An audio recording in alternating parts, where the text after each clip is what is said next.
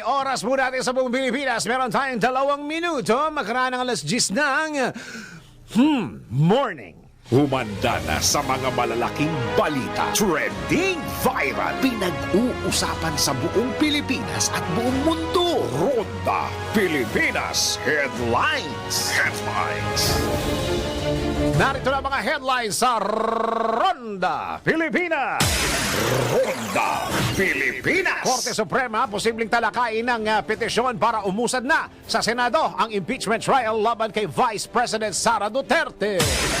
Ronda Pilipinas. Mga vloggers at social media influencers na hindi dadalo sa pagdinig ng House Tri-Committee ngayong araw, posibleng ipakontempt. Ronda Pilipinas. Investigasyon kaugnay sa nag-viral na motorcade ng angkas sa Cainta, malapit ng matapos ayon sa LTO. Ronda Pilipinas. Parang nasuspende na yata yung lisensya ng lolo mo, di ba? Samantala, halos 20 katao sugatan matapos bumaliktad ang isang eroplano habang papalapag sa Toronto Pearson International Airport sa Canada. Ronda Pilipinas. Curry at Tatum nang ibabaw sa tagumpay ng Team Shaq sa NBA All-Star Tournament 2025. Ronda Pilipinas. Ilang araw ng mainit sa umaga at umuulan naman sa bandang hapon. Ano nga ba ang dahilan? Alamin ang sagot sa live weather report ni Daryl Justin. Ronda Pilipinas. Showbiz naman, Mrs. ni Freddie Aguilar sinupalpal ang basher na nagkomento ng masama sa pagsasama nila ng singer. Ronda Pilipinas. At pagsira sa banknote o yung mismong pera. Alamin ang kaparusahan ng nanira na yan sa NBI. Naku, bawal ito. Ronda Pilipinas. At nako, malapit na ho ang summer. Parang mainit na summer. Ito pag-usapan natin. Nakakahawa nga ba talaga ang bulutong? Mamaya, let's prove it.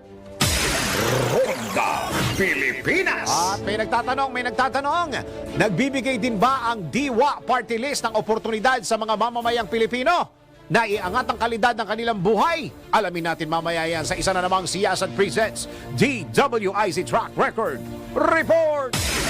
Ronda Pilipinas. Ang mga malalaking mga balita, ang mga matitinding mga pinag-uusapan, ang mga maiinit at pinagtatalunang mga issue. Lahat hagip, lahat malalaman. Hindi lang sa buong Metro at Mega Manila. Kasama na ang buong Pilipinas. Hahagupit na ang mga malalaking issue sa Ronda Pilipinas. Live na live sa DWIZ AM Metro at Mega Manila. Naka-live din sa DWIZ News FM Regional Stations. Naka-live din sa Radyo Ronda AM Radio sa Pilipinas. Live ding mapapanood sa Aliw 23 Free TV. At naka-live din sa lahat ng DWIZ Digital News accounts, Facebook, YouTube at DWIZ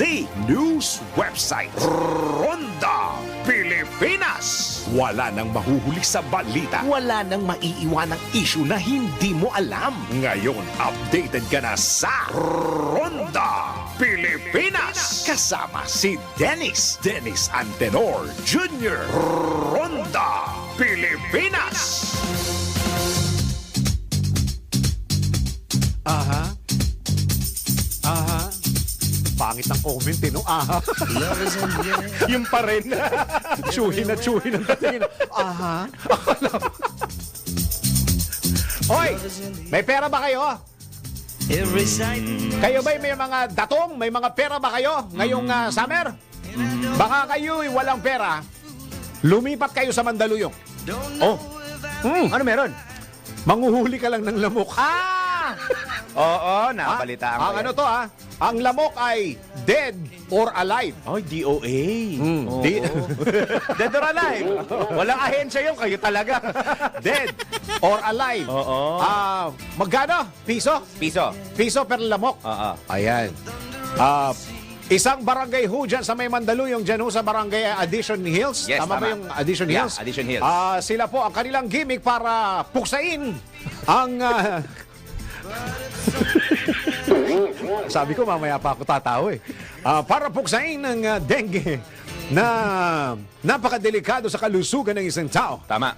Kailangan mo manghuli ng Lamok. Oh, yeah. Parang anlan din ng pagkakahuli din sa huya na yan. Oo. Ano to ha? Kasama mga bata rito, di ba, sa panghuhuli? Kaya malamang, ang lahat ng mga nanghuhuling ito, pag nanghuhuli na, maya-maya ng konti, may dengue na. Akala ko, pagkahuli nila, ayun, mag-aaway-away na sila. Akala ko nga ano yan, akala ko buhay. Hindi pala, dead or alive. Oo. So, bibilangin mo yung lamok sa loob ng, sabi mo, garapon or plastic na, ano yung tawag doon? Plastic labo, di ba? Yung plastic labo, ilalagay mo doon, bibilangin, piso-piso yon. So, talagang tsatsagain nila, lalo na yung buhay. Yung patay, madaling bilangin. Oo. Yung buhay, Oo. ayan. Pag kami nakita ko kayo mga taga Mandaluyong na may dalawang plastic, Oo. kahit sino sa kanila, At saka ibig sabihin. Pagka dating yan sa barangay hall at nakita nyo si Kap, Kap, eto na! Nakakuha na ako! Titingnan niya ngayon, bibilay. 1, 2, 3, 4, 5. Tapos sumigi sa mga 50 o 60, sabi mo, isang kilong bigas na rin yun, di ba? Isang kilong bigas. Lalagyan po ng ID ang perlamok para hindi na magamit ulit, ha? Magugulat ka sa susunod dyan, yung mga office ng barangay chairman, may bibili silang bagong aparato. Ano? Microscope. O yan. Lalagyan kasi rin yan ng ano yan ng seal o kaya yung palatandaan. May tag pa pala. Oo. Alam mo saan nilalagay? Saan? Sa noo. Sa noo. Sa noo ng lamok. Meron ding isang barangay. Ewan ko kung that was last year o 2 years ago. Yung tungkol sa leptospirosis naman, yung ng manghuhuli ng daga. Daga na. Oo, bibili naman yung daga. I think it was 5 pesos yata, no? Mga 5 pesos or something. Pero parang mas doable naman kasi yung daga.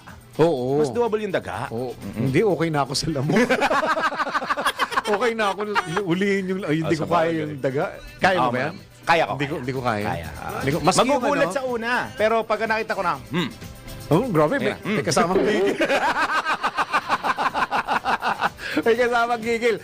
Magandang araw, Pilipinas! Live na tayo sa Ronda Pilipinas. Live na tayo sa DWIZ 882. Live na rin po tayo sa DWIZ News FM Regional Stations and of course sa Radyo Ronda. At sa lahat ng ginagawa ang radyo ang kanilang mga TV, Aliw Channel 23 at DWIZ News TV. Magandang araw, Pilipinas. Ako ang iyong magiging tagapagbalita. Ako si Dennis!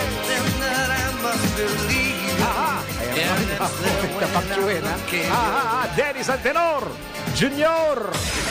Ronda Pilipinas.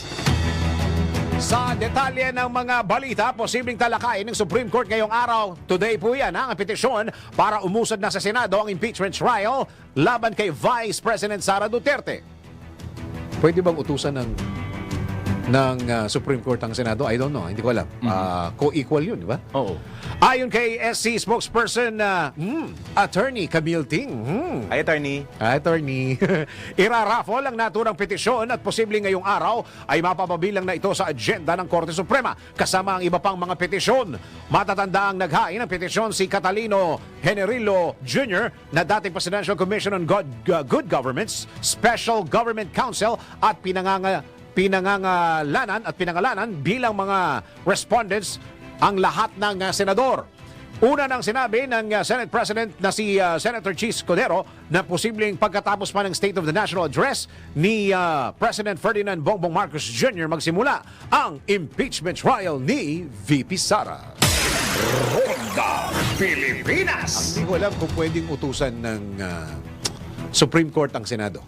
Pero parang co-equal nga sila, di ba? Two separate branches yun. Actually, yan ang hugot ko. Hindi ko alam. Siguro mas maganda kung mausap tayo ng isang abogado para mas mag-guide tayo. No? Hindi ko lang alam kung pwedeng utusan. Kasi trabaho ng... tandaan natin, ang mga senador magiging west, ha?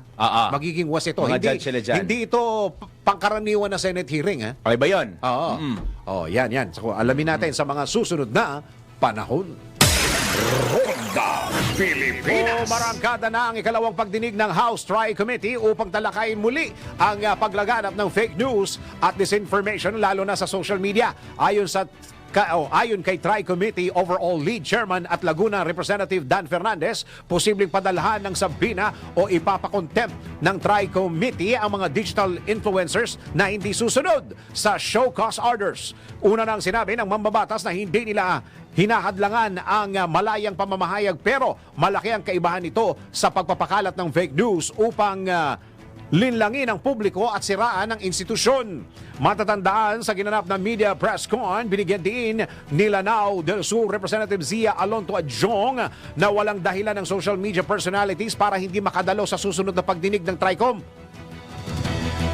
Bukod sa mga vloggers at social media personalities, kasama ding inimbitahan sa pagdinig ang mga opisyal o kinatawan ng mga kinaukulang ahensya ng gobyerno, mga pangunahing social media platforms, mga legal experts at mga media organization. Si Dennis Antenor Jr. Ronda Pilipinas. Samantala, tanggap po tayo ng isang report. Hoy, pamayap kung tayo suswertehin, pag-uusapan po natin yung nabitin na topic natin kahapon, yung tungkol sa wala ng cashless o cash lane sa mga expressways. Pag-usapan natin dahil nag-okay na ito si paring Julius. The very busy guy, ha?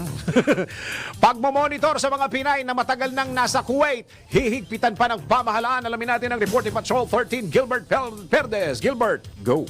Mahigpit pa rin imo-monitor ng pamahalaan ang kasalukuyang kalagayan ng mga Pilipinang manggagawa na matagal nang nasa Kuwait. Ito ang sinabi ni DMW Secretary Hans Leo Cactac sa Bagong Pilipinas ngayon, kasunod ng kontrobersyal na pagkamatay ng dalawang Pinay workers na sina Jenny Alvarado at Daphne Nakalaban sa nasabing bansa. Ayon kay Cactac, magpapatupad sila ng kamustahan system kung saan maaring magbigay ulat ang mga OFW sa DMW hinggil sa kanilang sitwasyon kahit matagal na sila roon. Bilang karagdagang hakbang, ipagbabawal din ang deployment ng mga first-timer sa Kuwait at ipatutupad ang tinatawag na whitelisting para sa mga Kuwaiti employer o recruiter, Philippine recruiter at mga employer. Hindi na rin papayagan ng mga lumabag sa karapatan ng mga OFW na muli makakuha ng manggagawa mula sa Pilipinas.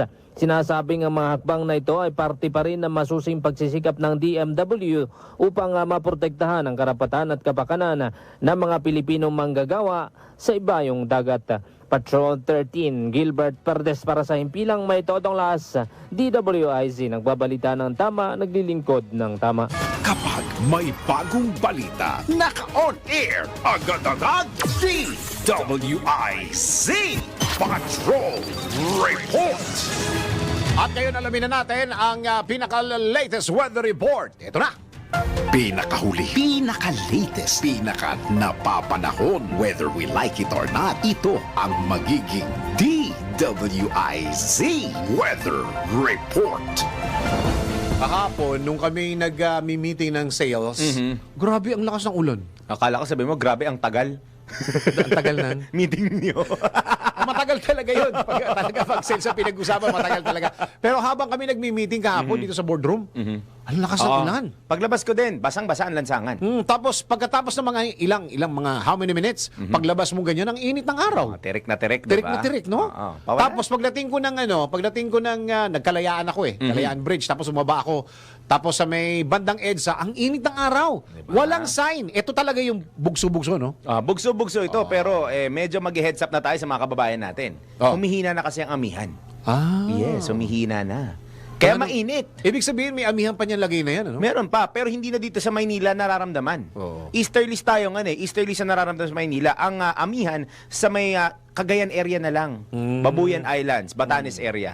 The rest wala na. Yun na nga yung report ko. Tapos na po, okay na, nag-report. Yan, kabuuan ng mga balita. Pakwento no? Sige na nga, pasadahan ko na. Dami kasi nagtatanong sa akin, ano ba, uulan ba o araw? Ako na naman inaaway. Saka yung yung gagawin ng ngayon, yung shear line kasi, di ba masyadong matubig. Tapos naapektuhan yung mga kababayan natin, lalo na sa Bicol area, di ba? So lalagyan daw nila ng bagong warning system. Warning system. Ako naman, wag nyo nang galawin yung mga yellow warning, Okay, orange, naiintindihan red. ng tao yun eh. Oo. Alam mo, sa totoo lang, hanggang ngayon, di nila naintindihan yun. Ay, hindi pa rin pala. Naintindihan pa rin nila yung signal number 1, number Ay, 2. yun. Yung mga ganyan na naintindihan nila eh. Kadalasan nakakaintindi ng mga magulang. Kasi sila ang unang nagbabantay. Ay, ganun ba yun? Signal number 1. Anak, tulog ka na kung mga grade 1, grade 2 yung alaga mo. Anak, tulog ka na. Signal number 2. Pero Anak, pagka millennial, millennial, wala. Waterproof ka. Salang. hindi, yung mga ano yung Ano na? orange warning. Orange warning. diba? Hindi, Yellow. na nga lang eh. Oo. Pero sa ating mga gurangers, signal number 1 pa rin. Hindi na. Malakas pa rin ang dating ng signal number 1. Iba na nga ngayon. Dala nga ng climate change. Ulitin ko po, yan po ang aking weather report. Ito po ang pangalawang pag-goodbye. Hindi, meron kasi tayo yung shear line po ay nakakaapekto po yan sa silangang bahagi ng North Luzon. Magdadala yan ng moderate to at times heavy rains. North Luzon po pinag-usapan natin dyan. Umiiral pa rin po ang amihan. Yun ang ika-clarify. Umiiral pa po ang amihan sa may extreme northern Luzon. Pero asahan na po ang paghina nito sa mga susunod na araw at maaaring bago matapos po ang Pebrero, tuluyan ang matapos ang amihan season. Total, papasok na rin naman tayo sa March na Fire Prevention Month. Sana nga wala ng sunog.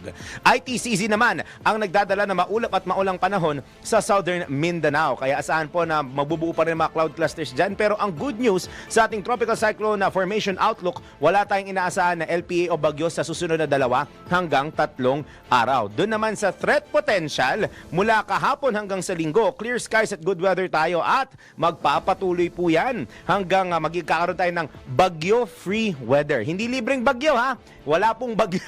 Ba't ba kasi nilagay nung nagsulat nito, bagyo-free weather. Daryl, ano ba sinulat mo? Bagyo-free weather. Yan yung mga free na ayaw mo. Yan yung mga libreng ayaw mo, bagyo. Hindi, pero ibig sabihin, malaya tayo, wala tayong bagyong inaasahan hanggang sa katapusan ng buwan. Ay, mag-i-enjoy. Sa atin naman po nga 3-day weather outlook, asahan ng fair to cloudy weather conditions po dito sa Metro Manila. Nasa 25 hanggang 32 degrees ang temperatura mula yan bukas hanggang araw ng Biyernes. Sa Metro Cebu, inaasahan naman natin na may mga isolated rains and thunderstorms mula bukas hanggang Friday. Maglalaro sa 25 hanggang 31 degrees ang temperatura at sa Metro Davao maulap hanggang sa maulang panahon ang aasahan. Dulot pa rin po yan ng Intertropical Convergence Zone o ITCZ. Nasa 24 hanggang 32 degrees ang agwat ng temperatura. Dako naman tayo ngayon sa ating amihan temperature check kasi may amihan pa rin naman. Bumaba ulit ang temperatura sa Benguet, 15.6 degrees Celsius. Sa Baguio City, nananatili siya sa 17 degrees Celsius at sa National Capital Region, sa pinakapopular na garden sa buong bansa, 24.4 degrees Celsius. Science Garden. Science Garden. May nangyayari kayang cultivation dyan? Magandang tanongin ng no? O kaya yung naglalagay kaya sila ng fertilizer? Ang akala ko nga nung sinabing Science Garden, andyan kaya si Daumings. Kasi hindi ibang garden yan eh. Oo, meteor. Right. Alam mo yung mga joke mo ngayon, nahahawa ka na sa akin. Kuya Winer, ito pala yung epekto ng 4 a.m., no? Nahahawa ka na sa akin. Kakaibang pampagising pala yun. Pagtsuhin na rin yung joke. Malapit naman wala sa kalendaryo. Sumikat po ang araw, alas 6:19 ng umaga. Asahang lulubog po ito 1 minuto makalipas ang alas 6 mamayang gabi. At bago pa ako magbitaw ng panibagong Tito Joke, yan na muna ang aking latest weather report. Whether you like it or not. Ako po si Daryl Justin, nagbabalita ng tama, naglilingkod ng tama. Pinakahuli, pinaka-latest, pinaka-napapanahon, whether we like it or not, DWIZ Weather Report. Ronda Pilipinas. May nag-text sa akin, mga taga-Diwa Party List sa opisina nila, sila ay nagkakape. Maraming salamat po for making us your background. Sila daw po ay nanonood sa kanilang malaking TV. Maraming salamat po sa lahat ng mga staff dyan po sa Diwa Party List. Ayan. Okay. Speaking of coffee, kung ikaw ay isang coffee lover, merong coffee mix na para sa iyo. MX3 Coffee po ito, dyan sa mga opisina ng ng Diwa Party List, merong MX3 Coffee mix para po sa inyo at para sa ating lahat, meron niyang vitamin C, calcium, antioxidant benefits at cholesterol-free pa yan, ha? At eto pa, ang MX3 Coffee Mix ay low-acid coffee na hindi nakakapagpataas ng blood sugar levels at blood pressure. Kaya naman, ano pa inaantay natin, ha? Ano pa inaantay mo? Ano pa inaantay ninyo dyan sa Diwa Party List Office, ha? Bumili na at sumugod na sa mga leading drugstores nationwide ito, Luzon, Visayas at Mindanao. O kay bumisita na sa kanilang website na mx3ph.com o tumawag sa telepono bilang 0918-888-8693. Tandaan, ha? Ako, sa MX3, dito ako, bilib. Ronda Pilipinas. Samantala, meron tayong isang question, ha? May nagbibigay din ba daw ang Diwa Party List ng oportunidad sa mga mamamayang Pilipino na iangat ang kalidad ng kanilang buhay? Aba, check na natin yan sa isa na namang si Yazat Presents DWIZ Track Record Report. Hello DWIZ, hindi ba ay advokasya ng Diwa Party List na ipaglaban ang karapatan ng mga manggagawa? Pero paano naman ang mga taong walang hanap buhay? Natutulungan din ba sila ng nasabing partido? Talaga bang may nagawa na siya sa bayan? Alamin, iboto ang tama, itama ang boto. Si Yazat presents DWIZ Track Record. Sa patuloy na pagsisiyasat ng aming team, napag-alaman na ang Diwa Party List ay nag-implementa ng programa na NegoCart o Negosyo Cart na kanilang ipinagkaloob sa mga piling individual. Kung ang iba ay walang lakas ng loob na magsimula ng negosyo, karamihan naman ay puhunan ang problema kung bakit hindi nila masimulan ang negosyo na umaasa silang magpapabago sa kanilang mga buhay. Kung kaya naman sinimulan ng Diwa Party List ang livelihood program na tumutugon sa mga pang-araw-araw na pangangailangan at tumupad sa pangarap na negosyo ng mga Pilipinong higit na nangangailangan. Sa tulong ng partido, maraming senior citizens ang nabigyan ng pag-asa at pangkabuhayan. Ang ilan sa mga ito ay naging miyembro ng bigasan ng barangay, habang ang iba naman ay napagkalooban ng sidecar na ginagamit nila upang maglako ng mga gulay. Ayon sa mga napiling benepisyaryo ay malaki ang kontribusyon ng programa na ito mula sa partido dahil paunti-unti ay gumaan ang kanilang buhay dahil sa araw-araw na income na pumapasok sa kanilang pamilya. At yan ang track record ng Diwa Party List. Para sa Siyasat Presents DWIZ Track Record, ako si Daryl Justin, nagbabalita ng tama, naglilingkod ng tama. Ngayong alam mo na, gawa na ng listahan ng iboboto mo. Iboto ang tama, itama ang boto. Si Yazat presents DWIZ Track Record. I-message mo na kami sa aming Facebook, TikTok, or YouTube kung kaninong track record ang gusto mong ipacheck. Ronda Pilipinas! Samantala, isa pa pong report. PCSO nagbigay ng 10,000 piso na halaga ng gamot sa AFP para sa medical mission sa Benguet. Uy, alamin natin ang report mula kay Angelo Bainio. Pinagkaloob ng Philippine Charity Sweepstakes Office o PCSO ang sari-saring gamot na nagkakahalaga ng 10,000 pesos sa Armed Forces of the Philippines Civil Military Operations Research Division. Ang turnover ng donasyon ay sinagawa sa PCSO Main Office sa Shaw Boulevard, Mandaluyong City at pinangunahan ito ni PCSO Executive Assistant Arnold Ariola kasama si Dr. Roel Aparato ng Medical Services Department. Ang mga gamot ay pinamigay kay AFP Sergeant Marlon Lalugan para sa medical mission ng AFP sa La Trinidad, Benguet. Ang aktibidad ay bahagi ng Medicine Donation Program ng PCSO na naglalayong magbigay ng suporta sa mga medical missions at mga pangailangan ng mga komunidad. At yan ang report na hindi umuurong sa pagtulong. Angelo Bainio, nagbabalita ng tama, naglilingkod ng tama. Ronda Pilipinas! And since we're talking about PCSO, magandang araw po sa lahat ng mga tao dyan sa PCSO offices. Okay? Iba yung PCO. Sekretary.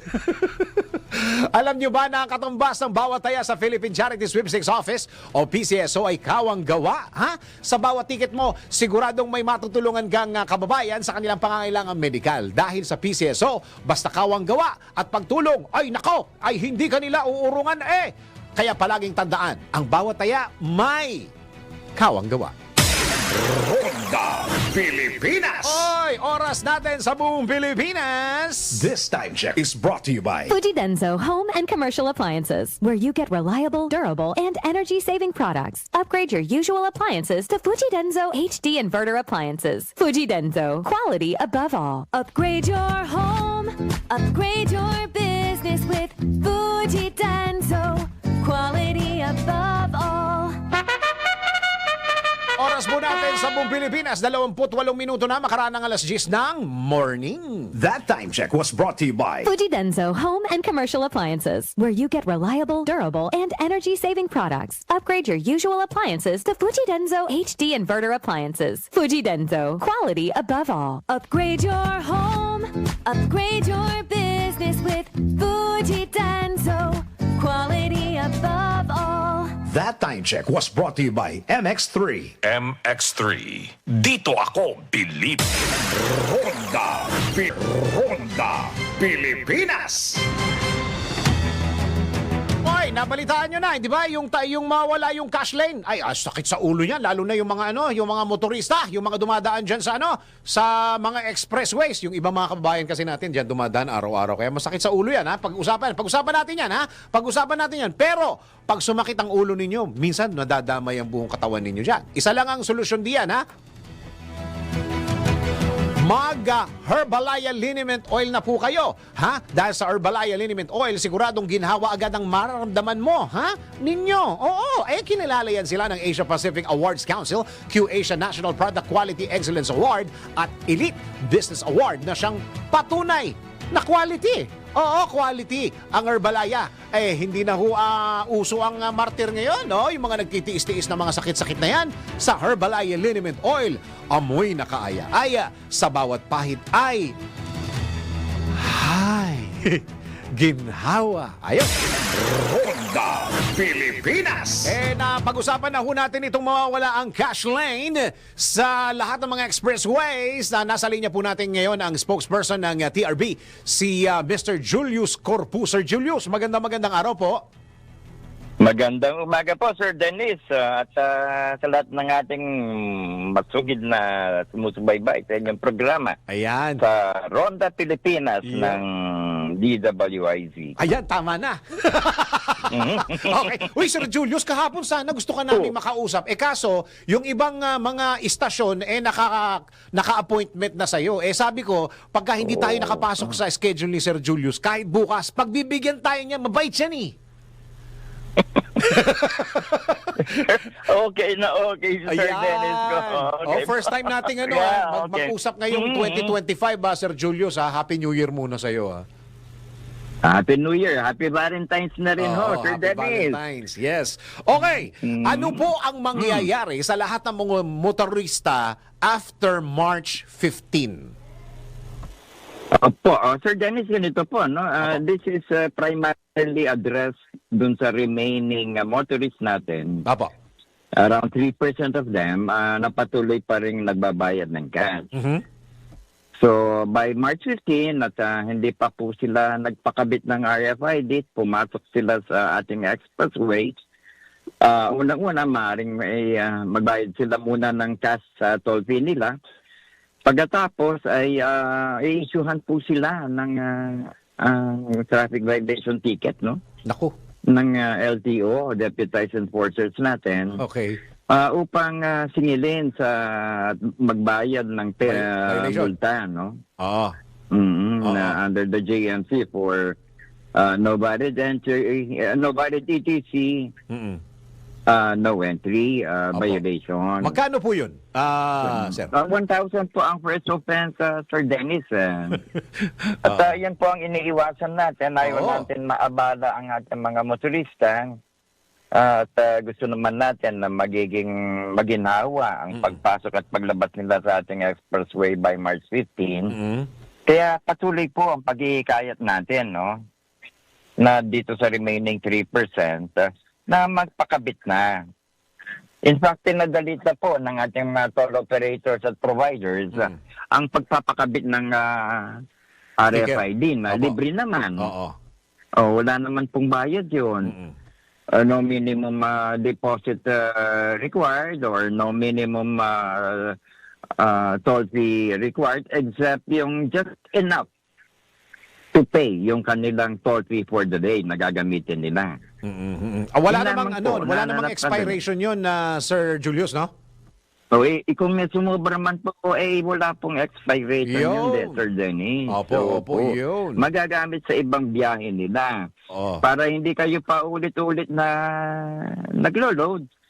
Maaaring pasobrahan nyo ng konti para may magamit kayo sa return trip ninyo. Yun.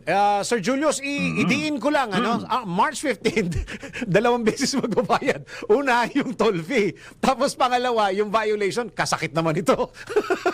Oo nga Oo. Kaya nga po iwasan na natin yun. Magpakabit na po kayo. Nang sa ganun ay huwag na kayong maantala pa sa inyong paglalakbay sa ating mga expressways by March 15.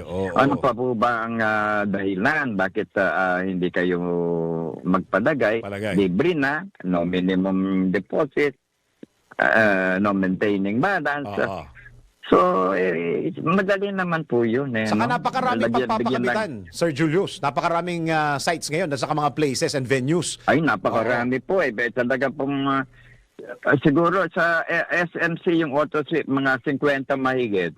Wow, Dito dami. po sa Easy Trip, mga 30 mahigit. May mga caravans pa yan. Tama. May mga direct marketing approaches pa po yan. Talaga pong pinadali para sa ating motoristang makapagpakabit nitong ating RFID at nang sa ganon magkaroon sila ng mas mabilis, maayos at ligtas na biyahe sa ating mga expressway. Sir Julius, balikan natin yung sinabi mo kanina, yung 3%. Mga ilang sasakyan ho pinag-uusapan natin? Around plus minus 60,000 vehicles po yan. Dami din pa pala, Out of almost 2 million that uses the tollway every day. Yung mga tollways natin. Okay. Sir Julius, balikan lang po natin yung... ito yung na-TRO last year, Sir Julius, no? Yung pagpapatupad natin na mawawala yung cash lane? Actually, tinigil po natin yan long time ago. Sometime 2021 po yata. Oo. Noong kasi sinimulan natin subukan yan na kaya lang nagkaroon ng problema. Yung kaya't i-deliver muna. Nagbigay muna tayo ng cash lane sa lahat ng mga toll plaza na magamit muna habang inaayos yung mga problema ng sistema. Ngayon, after so many months of dry run, continuous testing, ayan na po ang resultang lumalabas ngayon. Na unang-una, maganda na ang take ng RFID subscription, mailan na lamang po ang natitira, 3%. Ngayon, yung ginagamit po ng 3% na yan, yung lane na yan, ay kung mapansin nyo, kadalasan mahaba ang pila. Tama, nagbubuntis yan Sir Julius. Nagbubuntis po. Oo. Nagiging sagabal doon sa mga regular ETC lane users natin. Opo. Kaya para mapabilis po ang daloy sana ng trapiko, ma-optimize yung gamit ng lane na yan, which is 5 times more vehicles can be processed than manual. Gaganda po ang ating takbo ng traffic sa area yan. Balikan ko lang po yung mga naging problema, parang last year na pag-usapan natin to, Sir Julius, yung mga hindi po nababasa na mga RFID card. Nag-upgrade na po ba tayo? Ano na ho ang ginawa ng mga operator din Marami na po yung mga dating problema ang naayos na. Napilitan na yung ibang equipment na dapat palitan. Patuloy po ang pagsasaayos at pag-i-improve ng sistema ng ating mga toll operator. At kung paminsan-minsan may panaka-nakang aberya pa rin nararanasan, may mga toll assist interventions po tayong ginagawa, no? Para sa ganon ay maibsan yung mahabang traffic na posibleng mangyari. Opo, opo. Kasama na ho dito yung ano no, yung napag-usapan din natin ho ito last year, yung nakaw load, yung nawawala yung load. Nabawasan na ho yung mga kaso nito, Sir Julius? There have been instances wherein which yun nga po, no, mga, initially parang incorrect charging lumalabas. Opo. Pero after a while ho, nai-self-correct ng ating mga operators yan through back-end recomputation and correction ng kanilang mga accounts. Subalit kung meron pa rin pong natitirang mga problema na hindi pa rin naaayos, Opo. idulog niyo po sa amin. Baka matulungan namin kayo. Opo, opo. That's good, that's good. Kasi napansin ko rin, maski yung sa akin, Sir Julius, dati nawala, bumalik naman siya, pero parang 2023, itong 2024, madalang na ako makaranas ng mga ganyan. So, ibig sabihin, kahit pa paano, nagawan po ng paraan nitong mga operators ng mga problema na ganire, Sir Julius. So, tama po, no? Hindi naman natin sinasabing perfect na ang system natin. There's none that you can see in a perfect system. Tama, tama. From time to time, there will be some glitches, but ang importante, number one, it is manageable and it is attended to promptly.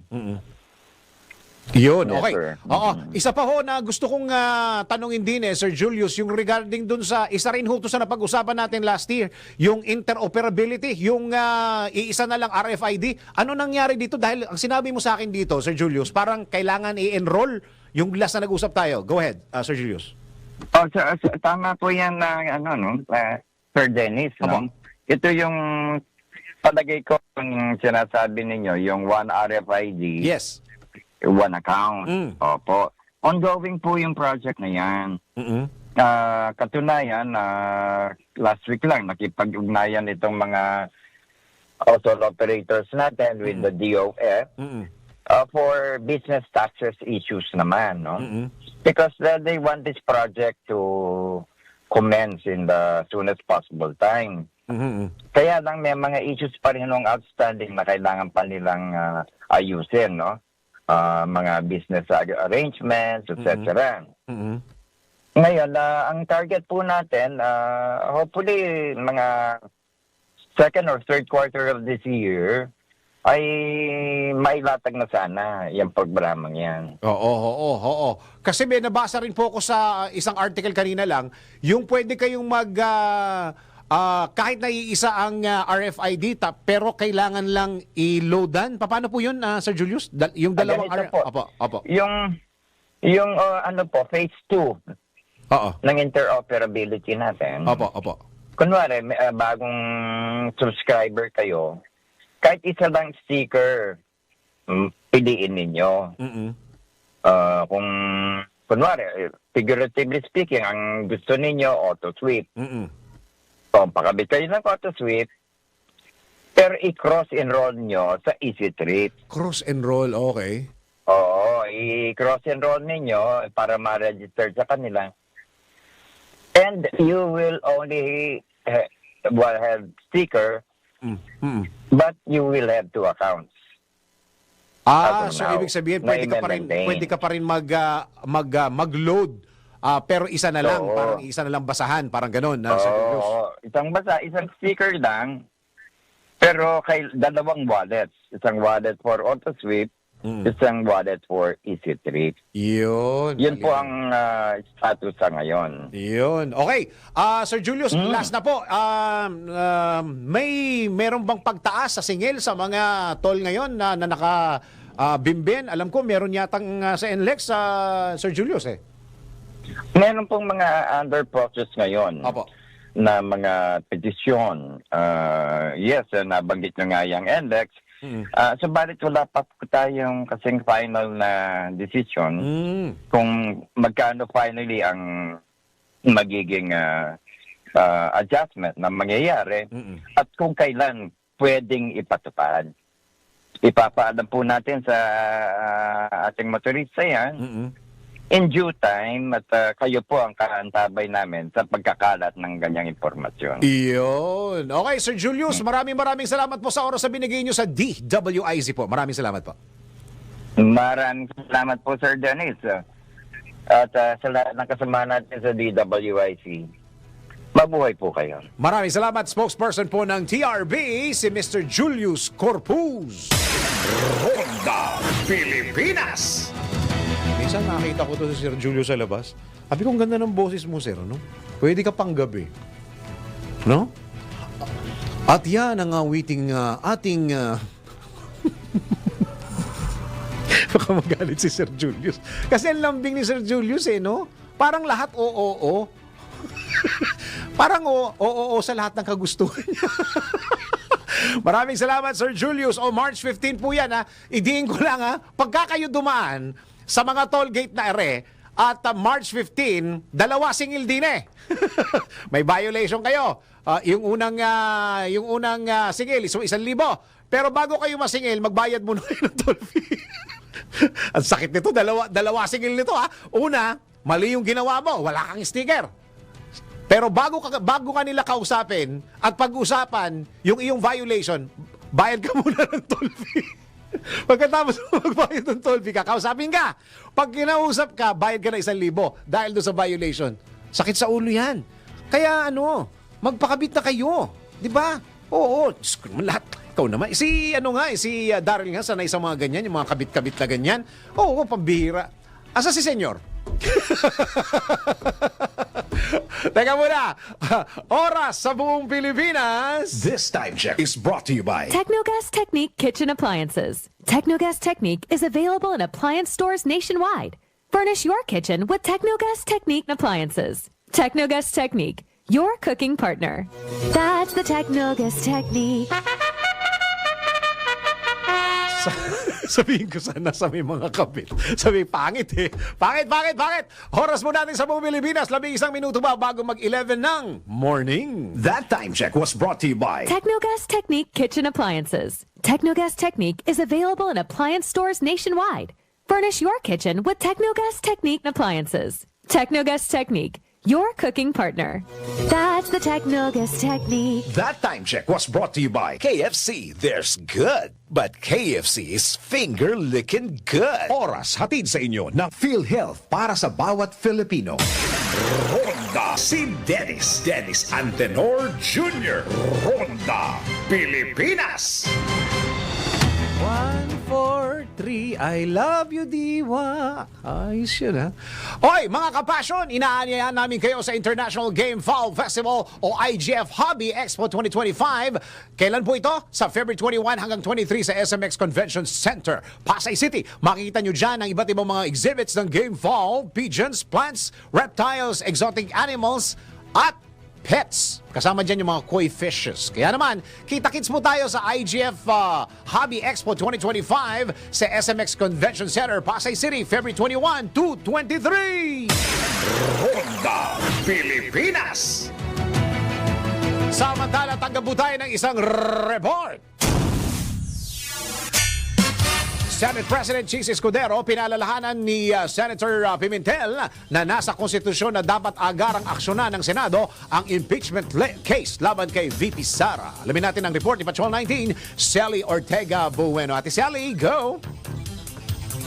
Dahil sa bigat ng impeachment proceedings, mahalaga daw na agarang gampanan at panindigan ng Senado ang tungkulin nito ng may urgency o pagdudumali, kasipagan, matatag na commitment sa nakasaad sa Constitution. Ito ang nakasulat o yung nakasaad sa sulat ni Senate Minority Leader Coco Pimentel kay Senate President Chis Escudero kung saan kanyang ipinaalala ang constitutional mandate na nag-aatas sa Senado na agarang aksyonan ang impeachment case laban kay Vice President Sara Duterte. Tinukoy ni Pimentel ang katagang forthwith na nasa Constitution na ang Filipino translation anya ay agad, madali, bigla, dagli o karakaraka. Patunay anya ito na tungkulin ng Senado na agar aksyon ang impeachment case laban sa Vice Presidente. Ayon na niya sa Merriam-Webster Online Dictionary, ang katagang forthwith ay nangangahulugan ng without any delay o without interval of time, kasing kahulugan din nito ay instantly, promptly, right away, or right now. Matatandaan ko na rito, sinabi ni Senate President Escudero na pagkatapos pa ng State of the Nation address ng Pangulo, sa huling linggo ng Hulyo masisimulan ang pagliliti sa Vice Presidente. Bagay na para kay Pimentel, hindi na ito naaayon sa ibinigay na constitutional mandate sa Senado pagdating sa usapin ng impeachment case dahil nga may kataga na forthwith. Ito sa Patrol 19, Sally Ortega Bueno, para sa himpilang metodong lakas sa DWIZ. Nagbabalita ng tama, naglilingkod ng tama. Kapag may bagong balita, naka-on air, agad-agad, DWIZ Patrol Report.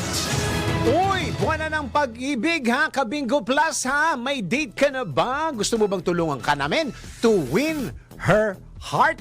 As in, win her heart promo ng Bingo Plus, ha? Oh, with 200 million pesos sa plus cash prize pool, may chance kang manalo ng cellphone, alahas, and up to 160 million pesos sa game credits plus kotse na worth 5 million pesos from February 14 to 27 to, ha? Saan ka pa? O, di ba? At para sa mga first-time registrants or users ng Bingo Plus app, meron kang matatanggap na free registration at Facebook bonus plus meron pang payday rebate up to 1,000 pesos. Nasa Bingo Plus app na rin ang Pinoy na drop ball and other games na masayang laruin. Para naman sa jackpot prize, may chance kang manalo ng up to 312 million pesos. Kaya download na ng the Bingo Plus app now on App Store or watch our live streaming sa bingoplus.com. Pagcor license po ang Bingo Plus, kaya naman safe and secured ang paglalaro mo anytime, anywhere. Tara na!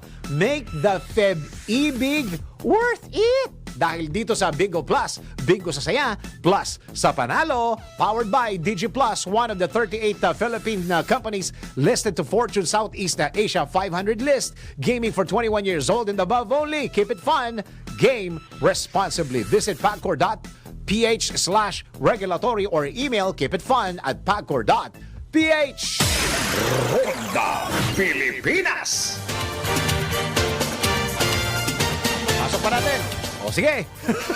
Curry and Tatum nang ibabaw sa tagumpay ng Team Shaq sa NBA All-Star Tournament 2025. Report mula kay Ian Articon. Sa mundo ng palakasan, ang latest malalaman sa DWIZ Sports News. It's a celebration of a lot of great things to be able to play with these guys for as long as we have. Yan ang pahayag ni Stephen Curry matapos pangunahan ang Team Shaq sa kanilang 41-25 na panalo laban sa Team Shaq sa 2025 NBA All-Star Game sa San Francisco. Si Curry ay nagtala ng 12 points kabilang 4 na 3-pointers at itinanghal na most valuable player. Nagambag naman si Jason Tatum ng 15 points para sa koponan. Ang bagong format ng All-Star Game ay nagtatampok ng 4 na koponan sa isang mini tournament kung saan ang unang team na maka 40 points ang mananalo. Sa kabila ng mga pagbabago, nagbigay pugay si Curry sa kanyang mga kakampi at sa kompetisyon. At yan ang aking sports news. Ian Articona, nagbabalita ng tama, naglilingkod ng tama. They say, Ronda Pilipinas. let's prove them wrong. Many Filipinos think they can't make it in the big league. Though just like you, I was an underdog. But with heart and dedication, you can beat them all. Experience the games like no other. Catch the action live with Arena Plus and get rewarded with excitement. Push your passion to play. What's more with Arena Plus? Ronda Pilipinas. At bago tayo magbahalan, tayo muna magpatama quote of the day. Mas madaling patawarin ang... Ulit. Mas madaling patawarin ang taong umaamin kaysa nahuli mo na nga nagsisinungaling pa. Ayun. At yan ang kabuuan ng mga balita at impormasyon sa Ronda Pilipinas. Ang tabayanan po ang susunod na programang Yes, Yo Topacio with Attorney Ferdy Topacio and Miss Juvie de Guzman. Maraming salamat, Pilipinas. Ako ang iyong naging tagapagbalita. Ako si Dennis. Yeah. Dennis Antinor Jr. nagbabalita ng tama. Naglilingkod ng tama. Ang mga malalaking mga balita, ang mga matitinding mga pinag-uusapan, ang mga